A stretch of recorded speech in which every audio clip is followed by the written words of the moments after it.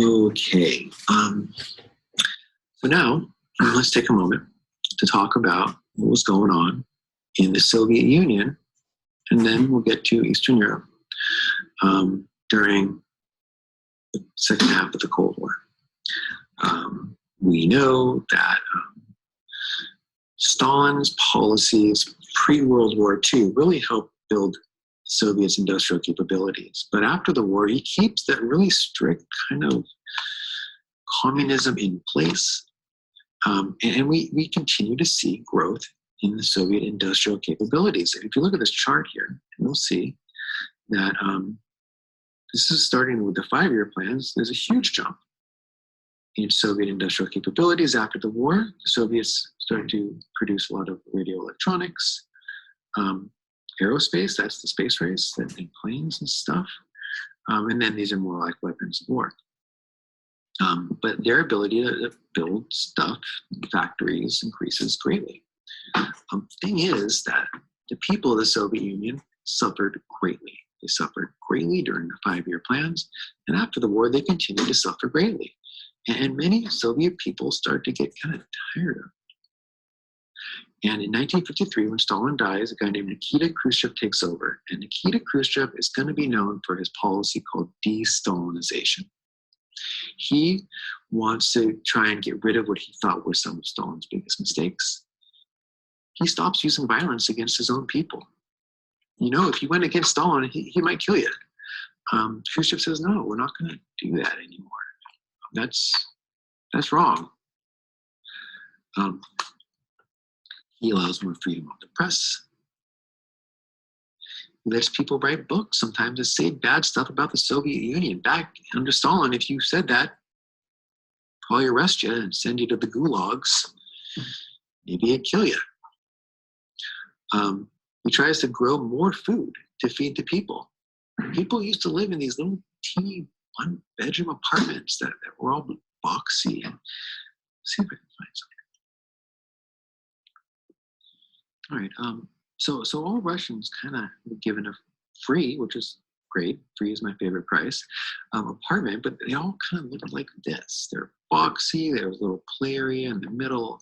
You know, my wife's Russian. Her family moved here in the 80s and 90s. In fact, her sister has an apartment out there. You're given an apartment, it's yours for life. She has her sister's daughter has a place out there, okay? But they're all kind of super small. They had like, you know, families of families of 4 in 1 bedroom.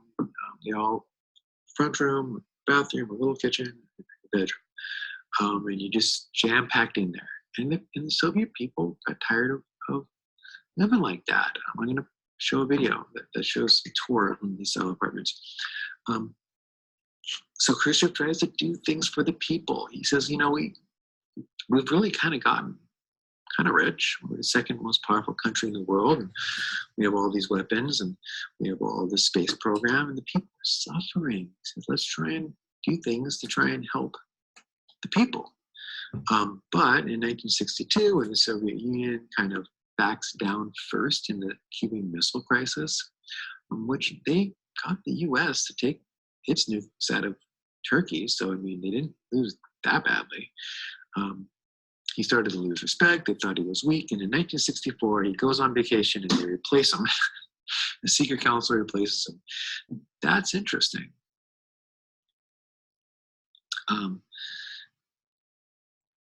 But he is the guy who does de-Stalinization. And we're going to see now in the 60s and the 70s, and eventually the 80s, that after Stalin, the Soviet Union really tries to pull back on some of its really strict policies towards its own people and really improve its relationship with America. Truth be told, that the guy who does the most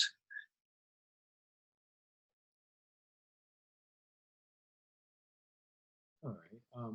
So, well, not the most. Okay, that's going to be Gorbachev, but the guy who really continues the ball rolling, let's say, in the efforts to kind of improve relations with the West and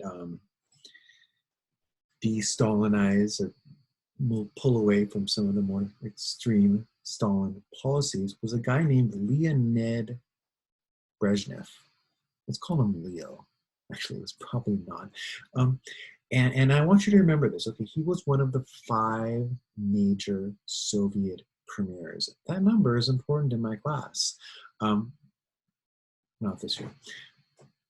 Lenin, Stalin, Khrushchev, Brezhnev, Gorbachev. Okay, the big 5, we're going to call it. And Brezhnev, he was supposed to be like an old Communist Party guy. He's going to be tougher than Khrushchev, right? Khrushchev was too soft, I guess they thought. He claimed to have been uninterested in reform. He said maybe Brezhnev did enough reform. He wants to make sure that in Eastern Europe they stay communist, that there are no countries trying to pull away from the Soviet Union. He insists that the Soviet Union has the right to intervene whenever a communist country is threatened, which we'll see in Czechoslovakia. But he also introduces a policy called détente. Remember that. The policy of détente is a relaxation of tensions between the US. So he's kind of saying like, look, I'm going to stop the reform, the de-Stalinization reforms that Khrushchev was doing.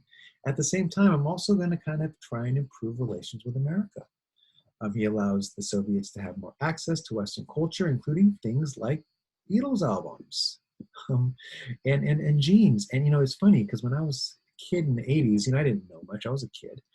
But I remember that like there was a thing where like Americans would sometimes, or like Europeans would like go to Moscow and try and sell Beatles albums and jeans to Russians with who I don't know how they got the money for it. Maybe they're richer Russians. I don't understand it all, but I always thought it was so funny. Like, why jeans? I mean, I get the Beatles, right? Great group, and if you never heard access to Western culture, you never got to hear the Beatles. I mean, they're great. Everyone loves the Beatles. But jeans, I don't get. Okay. Anyways, he does though continue the policy of central government's control of the economy. He continues the practice of allowing the government to control the farms. He discourages which discourages hard work. He also allows government to control the factories. I mean, all of the jobs were government jobs. The government owned the businesses. And when we say it discourages hard work at the farm and is insufficient, and in the factories, the old story about communism is this, especially Soviet-style communism, is that the guy next to you, whether it be the farm next to you or the farmer next to you or the factory worker next to you, he's going to get paid the same amount as you, no matter how hard you work or he works, right? There wasn't like an opportunity to advance. You couldn't like, oh, say I'm going to work in the washing machine factory, say, and I'm going to make more washing machines than that guy. And then I'm going to get a bonus, or I'm going to get paid more. That I'm going to become a manager. That kind of thing didn't happen. So when this guy over here isn't working hard, why am I going to work hard? Right? And then the Soviets would say, oh, well, we will pay you based on the amount of weight you produce of a particular item, right? But instead of making more, they would just make heavier items, which were less efficient. And Soviet communism proved itself not to be successful, economically speaking. And like we were saying, that this is a policy that Brezhnev, who, by the way, this is Brezhnev. What's up, Leo? Continued to push throughout his term as Soviet premier. The U.S., though, continues to get close with the Soviets. Successive U.S. presidents are going to do things like start trading grain with the Soviet Union, which of course means that they'll have more food, right? Which is good for their people. So we're going to continue to see the improvement, or attempted improvement in the lives of people in the Soviet Union. But we also know that the Soviet Union gets involved in the war, war with Afghanistan, which we oftentimes call the Soviet Vietnam, right? The U.S. helps the Afghans in the same way that the Chinese and Soviets would help the North Vietnamese and North Koreans in their wars with the U.S. And it works, right? The U.S. gives Afghan troops the Mujahideen. Oh, by the way, Bin Laden was part of that group. That was not didn't work out well for the U.S. in the long run, but they give them like shoulder-powered wrist rockets, and they shoot down the Russian helicopters. They issued the Russians an embarrassing defeat later on in the 80s. But when the war starts, the U.S. is going to boycott the Soviets. They're going to stop the trade. In fact, in 1980, President Jimmy Carter is going to pull the U.S. out of the Olympics. Here's President Jimmy Carter. It's funny, I was a kid. I was 5. I don't remember anything from being 5 really. But what I do remember that it U.S. boycotts Olympics in 1980. Is that in 1984 the Olympics come to LA? Oh my gosh! Let me just pause for a second, if I can, please. I'm so excited about the Olympics coming to LA. Seriously, guys, I can't wait. I love the Olympics. It is so glorious. And I remember in 84 when the Olympics were here, it was so cool. I was 9, but I remember it. It was like the coolest thing. And because the Soviets pulled out, so we boycotted their Olympics in 1980, and then they boycotted our Olympics in 1984. And the thing that happens is, and this is kind of weird, is that because they pulled out, we won a lot of gold medals, like more than ever before. And it was like, maybe it was home court advantage, maybe it was probably a big part though, because the Soviets pulled out. I mean, they're tough competition, especially in those days. And oh man, the Olympics are so cool. I can't wait till they come here. But anyways, so we boycott them, they boycott us, right? And in the early 1980s, Ronald Reagan becomes president. He's going to immediately call the Soviet Union an evil empire, which is going to strain U.S.-Soviet relations even more. So although the détente is kind of working at first, and it takes a turn, but it does lead to a guy named Gorbachev becoming president next, and we'll talk about him later. But where we sit, early 80s, U.S.-Soviet relations trying to get better during the détente period. Oh, by the way, very important part of the détente was that there was this SALT treaty that was signed, and it didn't have to do with salt. It had to do with nuclear weapons. Part of the détente was that Brezhnev said, hey, let's stop making so many nuclear weapons. There was this thing at one point, let me go back to it, where just pull this up. The U.S. had what was called 20 overkill power. And what that meant was the U.S.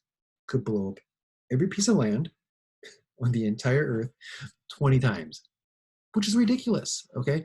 The Soviet Union had 30 overkill powers. They actually had more nuclear weapons than us in the 70s.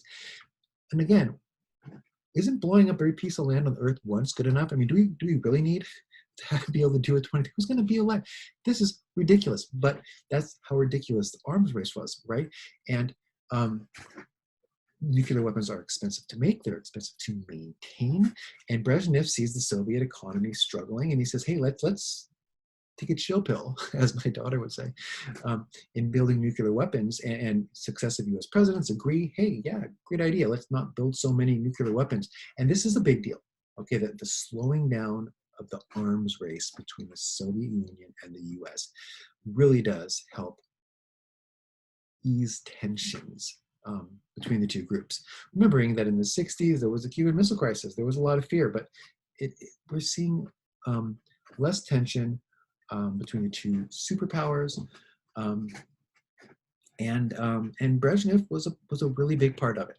So like I said, here we sit, 1980, Reagan comes in, he kind of challenges and pushes a little bit at the Soviet Union, who, by the way, is losing in Afghanistan.